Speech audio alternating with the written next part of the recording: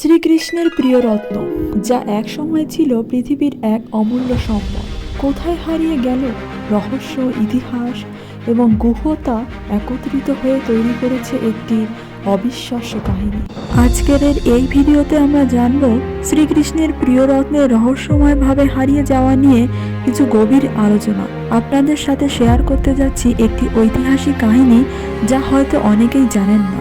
পবিত্র গ্রন্থ মহাভারত ও অন্যান্য পুরাণে উল্লেখ আছে যে শ্রীকৃষ্ণের এই রত্নটি ছিল এক বিশেষ মণি, যা মথুরা ও দ্বারকায় বহু কীর্তে ছিল, কিন্তু মণিটি কোথায় হারিয়ে গেল আজও একটি প্রশ্নবোধক চিহ্ন।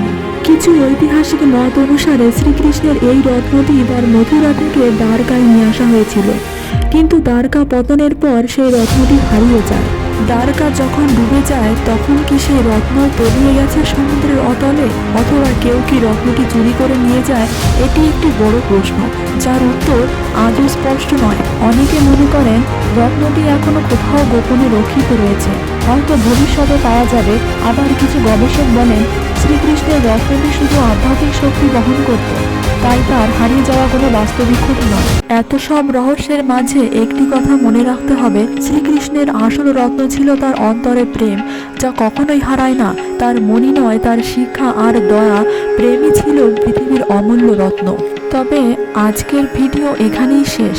আপনি কি মনে করেন শ্রীকৃষ্ণের প্রিয় রত্নের রহস্যটি কি? আপনি যদি এই কাহিনী নিয়ে আরো নতুন কিছু জানতে চান, তবে কমেন্টে জানাতে ভুলবেন না। আপনার মতামত আমাদের জন্য অমূল্য। ধন্যবাদ। ভালো থাকুন এবং রহস্যময় পৃথিবীকে আরো জানুন।